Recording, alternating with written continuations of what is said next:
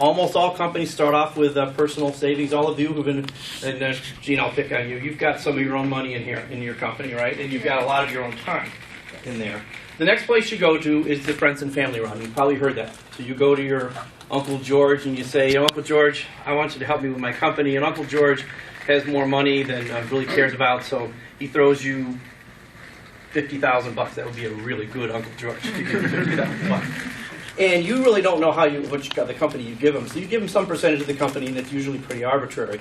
So that's called the friends and family. Actually, that's the friends, family, and fools round, typically is how it's usually referred to. After that, you go to angel funders. Angel funders they look like VCs, they think like VCs, they're a little more benign. It's typically somebody who's made some money doing something else, and they've got either a social investing reason to do this, or they've got they just like entrepreneurs. So they're not in it just for the money, but they kind of do the same kind of deals as venture capital. And then there's real venture capital.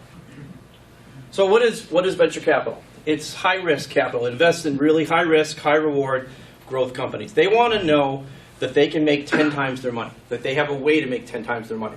And if a venture capitalist doesn't see a way to make 10 times his or her money, they don't even want to talk to you. I mean, that's kind of how it works. They're pretty high touch. They are very involved.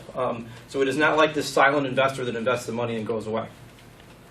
So how that tends to work, we have a lot of early stage group. One thing that's changed in the US is that really, really early stage groups like Jumpstart, and Jumpstart's been a leader for the country. When I started working with Jumpstart in '04, there was only a few of us like this. It was us and Innovation Works in Pittsburgh, and we use them as a model, actually, but I'm quite sure we've passed them. If our football team can, at least we can in entrepreneurship. But there wasn't a lot of things like this. Now, if you're an early stage company, I would honestly say, if you were raising money down here, and you need $5 million, I'd rather be in Boston than in Cleveland. But if you are an early stage company, I honestly would rather be in Cleveland than Boston. We have a much bigger infrastructure. So if you need to start and you want a $25,000 grant, there's a $25,000 grant available from the Innovation Fund at Lorain County Community College. If you need a $100,000 loan that feels like venture capital, but it's a loan, Cuyahoga County has a program. As I understand it, the ink is just getting dry on a new fund here at Case. So there's a lot of structures for that early stage. Then you often go to angels, and then you go into real venture capital. Typically, this is when you need $1 million or much. And then the other thing to think about is, as you get a technology, what if you could find a strategic partner? So if you make a medical device, I'm guessing Johnson & Johnson would be a good person to have as a partner, because they may invest in your company and kind of stay a little far away, because they want the ability to grab that technology, because they'll be aware of it, well, when they can, but they can also give you a lot of entrees into places. So a place like Intel, if you're in the semiconductor world, or Dow, if you're in the materials world, could make a big difference. All right, so what comes with venture capital? It's good and it's bad.